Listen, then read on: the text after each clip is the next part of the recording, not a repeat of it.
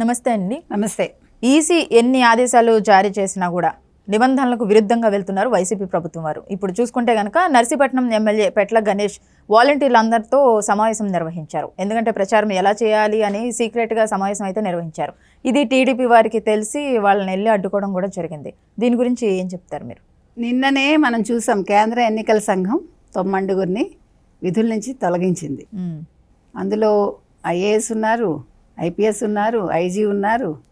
ఇంకా బుద్ధి రాకపోతే ఎట్లమ్మా వీళ్ళకి? అవును, ఇది అసలు ఎప్పుడు కూడా బీహార్ అనేది ఇలాంటి విషయాల్లో చాలా ముందు ఉంటుంది. గుండాగిరిలో కానీ అటువంటి బీహార్లో ఒకళ్ళని ట్రాన్స్ఫర్ చేశారు.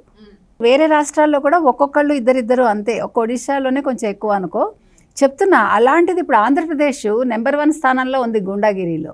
మన ఇదివరకు అభివృద్ధి సంక్షేమంలో నెంబర్ 1 ఉండేది ఆంధ్రప్రదేశ్.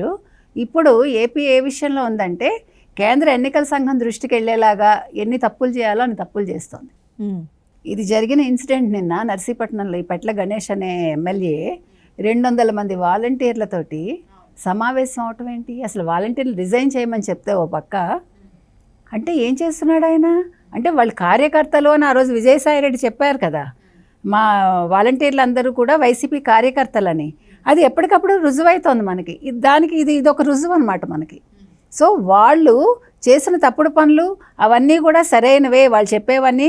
ఇలాంటి విషయాల్లో తప్పుడు విషయాల్లో వాళ్ళు ఇచ్చే తప్పులన్నీ కూడా ఇవి ధృవీకరణ పత్రాలుగా మనం తీసుకోవచ్చు. అందులో ఇదొకటి. నిన్న వాళ్ళు అసలు 200 మంది ఎవరికి చెప్పకుండా ఒక పెట్ల గణేష్ ఇంట్లో వాళ్ళు సమావేశం అవడం, అది లక్కీగా తెలుగుదేశం వాళ్ళకి తెలిసింది. తెలిసి వాళ్ళు గుమ్మం దగ్గర అడ్డుకునేసరికి వాళ్ళకి వెళ్ళటానికి ఏదో దిగ్బంధనం లాగా అయిపోయింది అనమాట. ఇప్పుడు అష్టదిగ్బంధనం అంటాం కదా, అట్లా వాళ్ళకి ఇంకా వేరే వెళ్ళటానికి మార్గం లేక వాళ్ళు పరిగెట్టుకుని గోడలు దూకి పారిపోదామని కొంతమంది ట్రై చేశారట. ట్రై చేస్తే ఈలోగా వీళ్ళు అధికారికి వెళ్ళి ఇన్ఫామ్ చేశారు, టీడీపీ వాళ్ళలో ఒకళ్ళు. అప్పుడు అధికారి వచ్చి చూస్తే అప్పుడు పోలీసులు వచ్చి ఇక్కడ ఎవరు లేరు అని వాళ్ళు నచ్చజెప్పి టీడీపీ వాళ్ళని, ఇంట్లో ఎవరు లేరని వాళ్ళు అబద్ధాలు చెప్పి, చూసావా ఎంత బాగుందో? అవును. అలా జరిగితే అప్పుడేం జరిగింది? టీడీపీ వాళ్ళు బయట కూర్చుని బైఠాయించి వాళ్ళు నినాదాలు చేశారు. ఇంకా మీద ఇలా జరగకుండా చూస్తాము అని పోలీసులు చెప్పారట. ఇంకా మీద జరగకుండా చూడటం ఏంటి? ఇప్పుడు జరిగిన దానికి ఏంటి నీ రిప్లై ఏంటి? నీ ఆన్సర్ ఏంటి? అసలు ఇక ముందు జరగకుండా చూస్తామంటే జరిగిందనే కదా. మరి జరిగినప్పుడు వాళ్ళు ఎలా చెప్తారు? జరిగింది, ఇప్పుడు మేమేమి చేయలేకపోయాము అని వాళ్ళ అసక్తతని, వాళ్ళ అసమర్థతని వాళ్ళు టీడీపీ వాళ్ళ ముందు ఒప్పుకున్నారు. అర్థమైందా? ఒప్పుకొని ఇప్పుడు దాన్ని వాళ్ళు కప్పెట్టే ప్రయత్నంలో ఇంకా మీదట మేము ఇలా చేయకుండా చూస్తాము అని అంటున్నారు. ఇప్పుడంటే వాళ్ళందరినీ దాచిపెట్టినట్టే కదా, వేరే ఏదో మార్గంలోంచి వాళ్ళని తప్పించినట్టే కదా. అంటే ఇది వైసీపీ నైజం అన్నమాట. వైసీపీ చేసే అరాచకాలు, అకృత్యాలు, ఇవన్నీ అఘోరాలు ఇవే. ఇప్పుడు అసలు వాలంటీర్స్ ఎవరైతే ఉన్నారో వాలంటీర్స్ని విధుల నుంచి తప్పించమన్నారు. ఆ విధుల నుంచి తప్పించమన్నందుకే కదా ఓ పక్క మీకు పెన్షన్లు రాకుండా ఆపేసింది తెలుగుదేశమే అని 4 రోజులుగా ఊదరగొడుతున్నారు.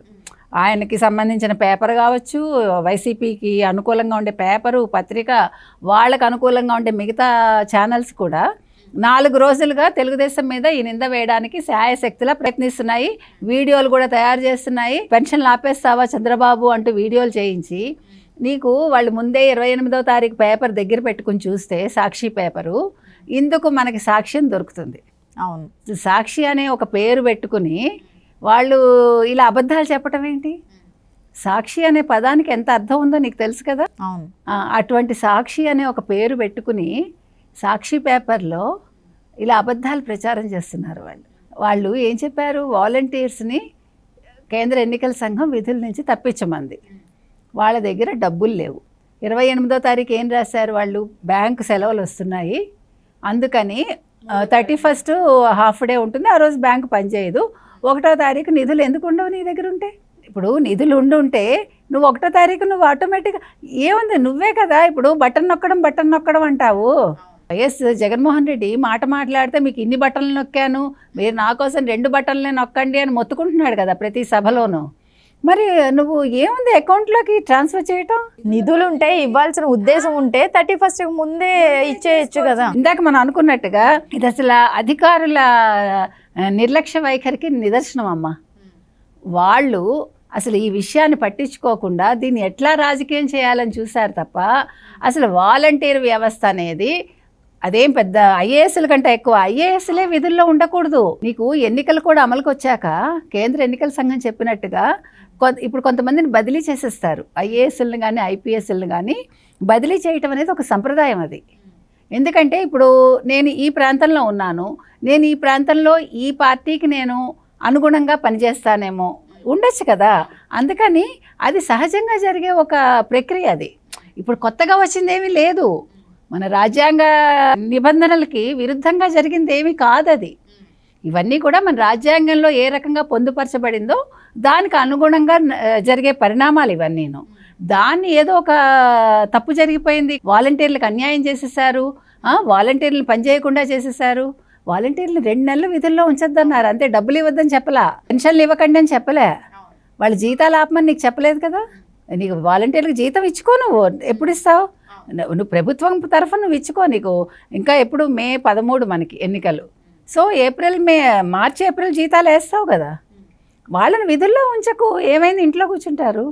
2 నెలలు చదువుకునే పిల్లలు చదువుకుంటారు, లేకపోతే ఏదో పనులు చేసుకుంటారు, రెస్ట్ తీసుకుంటారు. ఇప్పుడు ఎండనక వాననక తిరిగారు కదా వాళ్ళు కూడా. ఇది సహజంగా జరిగేదాన్ని. అసలు ఇందులో మనం చెప్పాలంటే బ్యూరోక్రాట్స్ తప్పు కూడా ఉందమ్మా.